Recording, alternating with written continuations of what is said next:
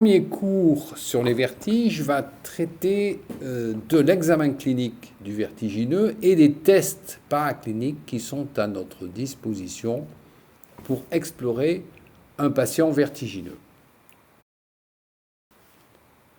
Il faut comprendre qu'en fait, nous avons 4 vestibules, 2 de chaque côté. De chaque côté, nous avons un vestibule gravitaire, le plus ancien, qui est constitué d'un utricule et d'un sacule, qui gère notre déplacement dans l'espace et est en charge d'adapter la posture des muscles axiaux à nos changements de position. C'est en quelque sorte notre correcteur d'assiette, comme ce que l'on peut trouver en aéronautique. C'est un vestibule fondamental, c'est celui qui nous permet de tenir debout, de marcher droit et de nous adapter au mieux.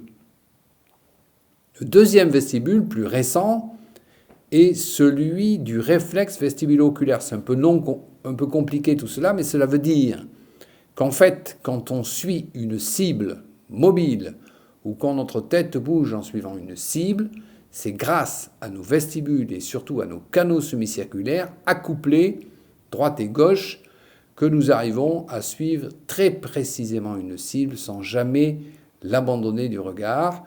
Si il y a une saute dans ce suivi de cible, cela signe toujours une anomalie des canaux semi-circulaires et c'est cela qui a permis de construire le vidéo Head Impulse Test dont nous parlerons plus loin. Donc ce vestibule du réflexe vestibulo-oculaire, il est responsable en quelque sorte de la veille visuelle qui nous permet de suivre les cibles et de nous défendre. Donc voilà ces 4 vestibules qui doivent travailler de façon collégiale pour bâtir, avec la vision et la proprioception, l'état d'équilibre. Toute asymétrie des vestibules droit et gauche va générer un vertige. Un vertige, c'est une sensation erronée de mouvement, vous le savez. Il peut être donc provoqué par une atteinte isolée ou associée du vestibule du RVO. Et dans ces cas-là, on a un vertige rotatoire et essentiellement un nystagmus. C'est important lors de l'examen clinique. Et, à contrario, on peut avoir une atteinte isolée du vestibule gravitaire ou de ses connexions nerveuses. Et dans ces cas-là, pas de vertige rotatoire, mais une sensation de flottement, d'instabilité, une démarche ébrieuse, une tête vide, des chutes brutales, une déviation segmentaire du côté atteint. Quand le côté droit est touché, on part du côté droit. Mais chez ces patients, il n'y a pas de nystagmus. Il n'y a pas de vertige rotatoire. Ça, c'est quand les lésions sont pures, bien entendu, dans le vestibule gravitaire, dans le nystagmus du RVO. Mais le plus souvent, elles sont groupées et on a tout en même temps. Ce qui est certain, c'est que dans les 2 cas, l'atteinte peut être périphérique, et dans ces cas-là, il y a des signes neurovégétatifs vagotoniques, je crois qu'on n'aura jamais insisté assez là-dessus, ou centrale, par atteinte du tronc cérébral ou des voies plus haut situées, et dans ces cas-là, pas de signes neurovégétatifs. Alors, le nystagmus, il signe, il décrit une asymétrie de fonctionnement du réflexe vestibulo-oculaire par atteinte d'un ou plusieurs canaux semi-circulaires ou des nerfs vestibulaires ou des noyaux vestibulaires qui sont en relation et en connexion.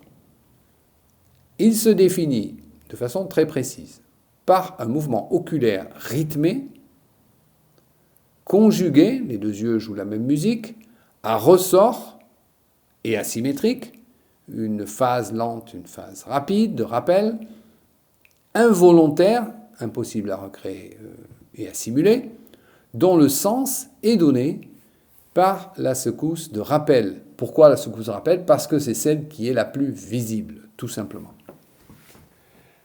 Le nystagmus peut avoir plusieurs directions dans l'espace, en fait 3 composantes qui sont directement liées à la position dans l'espace des canaux semi-circulaires qui génèrent le nystagmus. La composante verticale, et torsionnel qui est donné par les canaux semi-circulaires verticaux. Nous en avons deux, le postérieur et le supérieur. Et une composante horizontale qui est donnée par le canal semi-circulaire latéral. Donc en fait, quand vous observez un nystagmus horizontal pur, eh bien vous avez affaire à une lésion du canal semi-circulaire latéral pur. Quand vous observez un nystagmus vertical et torsionnel ou rotatoire, si vous préférez, vous avez soit une lésion du canal semi-circulaire supérieur, dans ce cas-là la composante verticale et verticale inférieure, ou du canal semi-circulaire postérieur, et alors la composante verticale et verticale supérieure. Quand vous observez un nystagmus vertical pur, comme nous en verrons dans ce cours, il faut savoir qu'il ne peut en aucun cas être généré par les canaux semi-circulaires et qu'il est forcément de création centrale. Et donc, au niveau de la réticulée et du tronc cérébral, cela veut donc dire qu'un nystagmus vertical ne peut pas être périphérique et qu'il est central. J'insiste. Fréquemment, et notamment dans le ménière, dans la névrite vestibulaire, vous allez avoir toutes les composantes. C'est-à-dire que le nystagmus va être à la fois latéral, il va être vertical, supérieur le plus souvent, et torsionnel, rotatoire, et cela signe une lésion globale. Les trois canaux semi-circulaires parlent en même temps, mais il y en a certains qui sont plus audibles d'une certaine façon, et donc c'est la composante latérale qui va être la plus visible, puis la torsionnelle, puis la verticale.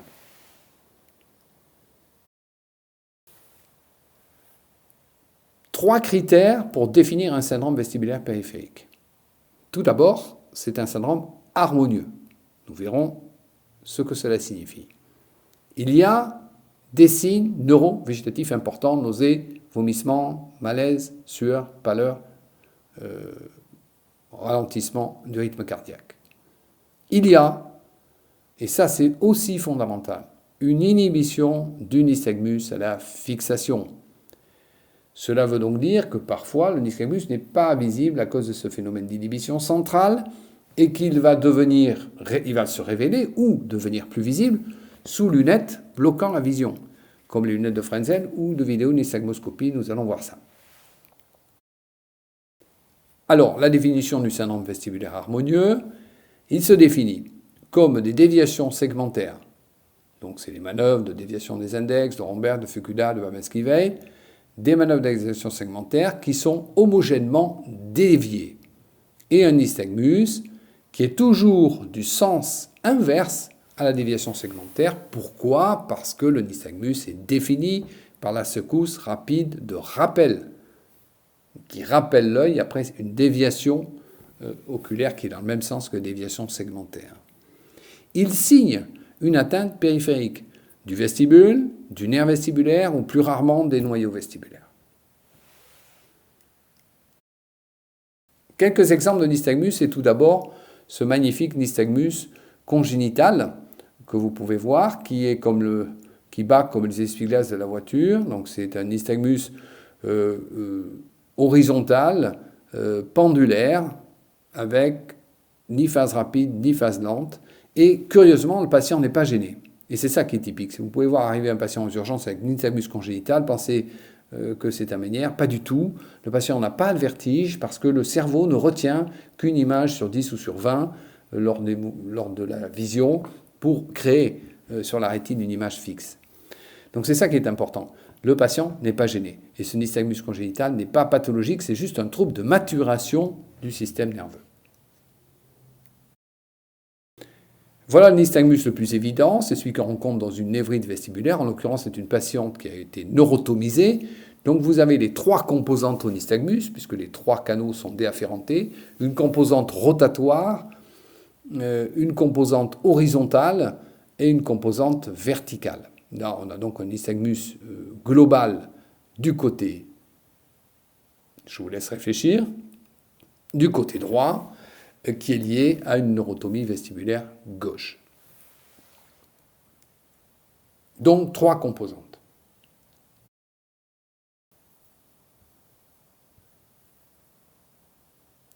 Voilà ce nystagmus. Vous voyez clairement la composante anti-horaire, donc c'est un nystagmus qui signe une atteinte du canal semi-circulaire postérieur droit. Il n'y a pas la composante latérale pour vous le dire.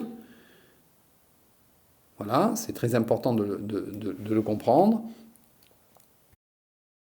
Vous avez parfois des nystagmus qui sont purement horizontaux, comme celui-ci, qui est un nystagmus horizontal ou latéral, comme vous voulez, gauche, qui signe une atteinte du canal semi-circulaire latéral droit, évidemment, par lésion de l'oreille moyenne, une fistule, par exemple, beaucoup plus exceptionnelle, des VPPB du canal latéral, qui représentent 3 ou 4% des vertiges paroxystiques positionnels. Alors, le syndrome vestibulaire central, il est l'opposé du périphérique, bien sûr, il est disharmonieux. Il y a un nystagmus qui n'est pas comme celui que je vous ai montré, qui est atypique, parce qu'il est vertical pur, par exemple. Je vous l'ai dit qu'il n'était jamais périphérique, parce qu'il est insensible, voire parfois même augmenté à la fixation, parce qu'il est capable de changer de sens dans le temps ou dans l'orientation du regard. Par exemple, droit en regardant à droite, gauche en regardant à gauche. Et ça, c'est ce qu'on appelle le gaze nystagmus, et c'est un signe de haute centralité. Et puis surtout, il y a des signes neurologiques associés, syndrome cérébelleux, syndrome parkinsonien, atteinte d'autres nerfs crâniens. Et puis, des signes oculomoteurs que l'on va découvrir en demandant aux patients de suivre une cible. Il y a une mauvaise conjugaison oculaire par lésion des voies associatives des nerfs moteurs oculaires dans le tronc cérébral. Voilà un exemple de dissociation interoculaire. Vous voyez que la patiente a beaucoup de difficultés à suivre la cible et qu'il y a un œil qui est en retard, ou l'autre en avance, comme on veut, avec des nystagmus qui apparaissent dans les mouvements oculaires. Donc ça, c'est vraiment extrêmement pathologique et typiquement central.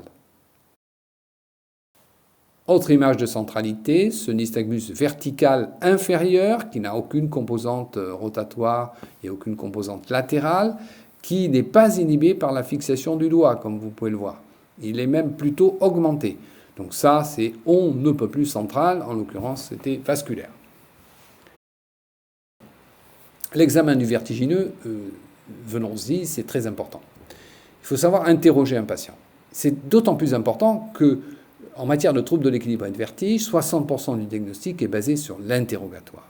Donc vous allez caractériser le vertige, et demander au patient s'il a affaire à un vertige rotatoire, giratoire, si c'est long, si c'est bref, si le vertige est déclenché par une position, aggravé par une position, s'il y a, et là évidemment on cible plutôt le vestibule gravitaire, une instabilité, un déséquilibre, une tête vide, une gêne visuelle, et là on a fait un peu le tour de la caractérisation du vertige. Alors pourquoi c'est important de caractériser tout ça ? Parce qu'en fait, on craint, quand on voit un vertige aigu, un AVC de la fosse postérieure. C'est ça qu'on doit craindre. Et on va se fonder, pour y penser, sur le caractère disharmonieux, mais malheureusement inconstant, de l'examen vestibulaire. On va rechercher des céphalées, très importants, des signes neurologiques associés, cérébelleux, des troubles de vigilance, une douleur cervicale, très très important, des troubles du rythme cardiaque pouvant faire soupçonner un embole lors d'une fibrillation atriale par exemple. On va se fonder aussi sur les antécédents vasculaires. Et là c'est important, le terrain est capital. Des antécédents vasculaires, des antécédents de diabète, de syndrome métabolique, que de surpoids, voire d'AIT dans le domaine carotidien. Tout ça c'est fondamental et ça doit conduire, même devant un syndrome typiquement périphérique, à faire des examens complémentaires et à rechercher un AVC ou un AIT vertébro-basilaire. Quand on a affaire à un vertige chronique, ce que l'on craint par-dessus tout, bien sûr, sont des tumeurs et notamment le neurinome et certaines maladies neurologiques comme la CEP. Donc le vertige, il est rarement isolé, donc on va rechercher les signes associés, notamment les signes cochléaires. Quand la cochlée parle en même temps que le vestibule, c'est que le syndrome est vraiment périphérique et on pense immédiatement, bien sûr, en trouvant une surdité ou des acouphènes en même temps que les vertiges, à la maladie de Ménière. Bien sûr, les signes neurovégétatifs, on n'insistera jamais assez. On peut avoir des oscillopsies. Quand on a une oscillation de la scène visuelle, c'est qu'il y a en général une lésion des canaux semi-circulaires supérieurs ou postérieurs bilatérales. Donc cette notion d'oscillopsie doit beaucoup nous interroger. Il est fondamental de rechercher une aggravation par l'effort. L'effort, c'est quoi? C'est soulever un poids, c'est aller à la selle, le mouchage, l'éternuement, le valsalva, tout ça, ça signe plutôt une fistule périlymphatique. Ou les bruits. Quand vous avez un phénomène de Tullio, c'est un vertige déclenché par des sons forts, vous avez une forte chance d'avoir soit une maladie de Ménière, soit une déhiscence du canal semi-circulaire supérieur. D'autres signes associés qu'il faut vraiment rechercher sont les céphalées et les migraines en particulier. Certains syndromes périphériques méniériformes associés à des migraines font porter le diagnostic de migraine vestibulaire ou de vestibulopathie migraineuse, comme on veut. Mais il faut qu'il y ait, que ce soit des migraines avec aura ou sans, mais qu'il y ait en même temps une photophobie, une sonophobie associée aux crises de vertige. Les autres signes neurologiques sont importants à détecter, qu'il s'agisse de troubles de conscience, de troubles moteurs et sensitifs de la face et des membres, de tremblements, de diplopie, de gêne visuelle. Donc on ne s'arrête pas à l'examen vestibulaire, on élargit notre vision sur l'ensemble des fonctions de la fosse postérieure pour porter un diagnostic au niveau de l'interrogatoire. Évidemment, la protraction dans le temps du vertige est fondamentale et on ne raisonne pas de la même façon face à un vertige aigu ou un vertige chronique. De même sur un vertige suraigu, le premier grand vertige ou le vertige unique que va rencontrer un patient ou une patiente, on va penser, c'est vrai, à une névrite vestibulaire, d'autant qu'il est suraigu et extrêmement invalidant. Au contraire, vous avez affaire à des crises, certes invalidantes, mais moins intenses, mais durables et répétées. On pense alors à la maladie de Ménière, d'autant qu'il existe des signes cochléaires. A l'inverse, vous avez des crises courtes, typiquement positionnelles, et on pense au vertige paroxystique positionnel, le plus souvent bénin, mais attention, pas toujours bénin. Donc on sera attentif à la sémiologie. Il n'est pas possible de parler de vertige et d'examiner un vertige et de poser un diagnostic, et c'est pour ça aussi que l'otoscope est un examen indispensable aux urgences, sans avoir examiné les oreilles. Et on vous le demandera souvent dans les examens, recherchez par l'otoscopie une pathologie de l'oreille moyenne ou du conduit auditif externe capable de générer des vertiges. Donc l'otoscopie est à la base. Ensuite, votre examen va se porter sur l'analyse des troubles statiques otolytiques et sur la recherche du nystagmus et des troubles de l'oculomotricité, comme nous l'avons dit auparavant. L'examen neurologique est complet, l'examen général l'est autant. Pour examiner la statique, en dehors d'une crise aiguë, on ne va pas mettre debout un patient qui a une névrite vestibulaire, il ne pourra pas. Donc en dehors d'une crise aiguë, on va rechercher des troubles de la posture au repos. On va faire marcher le patient. C'est très important, notamment chez les patients qui ont des troubles centraux, de voir quelle est la qualité de la marche. Donc le patient est assis, on lui dit de se lever, de faire 3 pas, de faire demi-tour, de revenir s'asseoir. Et on voit comment il se comporte, yeux ouverts, yeux fermés. Quand manifestement le patient est très déséquilibré, yeux ouverts, c'est probablement pas vestibulaire du tout. Quand tout est aggravé par les yeux fermés, c'est sûr qu'une pathologie vestibulaire peut être évoquée, mais pas forcément isolée. Le Romberg et le Fukuda, c'est assez simple à faire et c'est assez sensible. La déviation des index est très sensible et le Babinski-Weil, pas toujours réalisable. Rechercher et analyser un nystagmus, c'est important. Il faut le regarder spontanément, sans lunettes.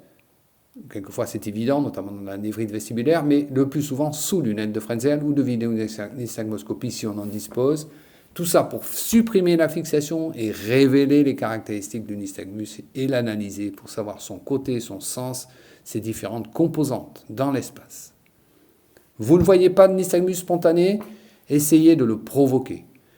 En secouant la tête du patient, en étant prudent bien sûr, pendant 15 secondes, à droite, à gauche, à droite, à gauche, à droite, à gauche, vous allez, en arrêtant brutalement le secouage, révéler parfois un nystagmus qui va s'épuiser secondairement. Il était tout simplement inhibé de façon centrale. Vous allez rechercher un signe de la fistule, d'autant qu'il y a une histoire allant dans le sens d'une pathologie d'oreille, et vous allez enfin, dans l'hypothèse d'un VPPB, faire une manœuvre de Dixie Pike. Alors, cette manœuvre de Pike, comment la fait-on? Vous mettez le patient sur un lit, vous allez tourner la tête vers la droite pour une manœuvre droite, basculer en arrière, coucher, la tête défléchie, et en gardant toujours l'orientation vers la droite. Et s'il y a un canal postérieur qui parle, vous allez avoir apparaître un nystagmus géotropique torsionnel et vertical supérieur. Vous relevez le patient, et s'il y a un VPPB du canal postérieur, vous allez voir un nystagmus qui va s'inverser. Donc c'est important, c'est facile, c'est pas compliqué, c'est pas dangereux, et dans tout ce qui est vertige position, c'est simple.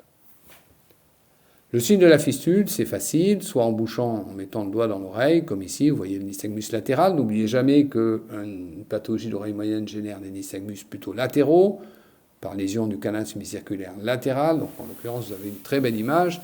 Ce n'est pas toujours aussi simple. Maintenant, vous avez fini, vous avez examiné votre nystagmus.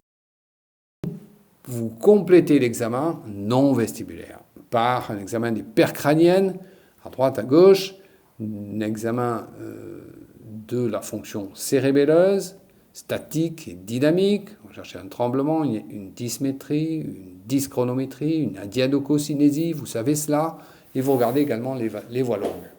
Vous faites un examen cervical avec une auscultation, vous recherchez des signes de dissection vertébrale, et vous recherchez une arythmie cardiaque et un souffle.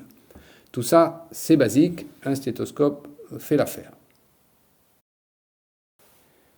Alors tout n'est pas clinique, et les examens paracliniques sont très importants en matière de vertige, parce qu'ils vont permettre de compléter votre analyse et d'arriver très souvent au diagnostic.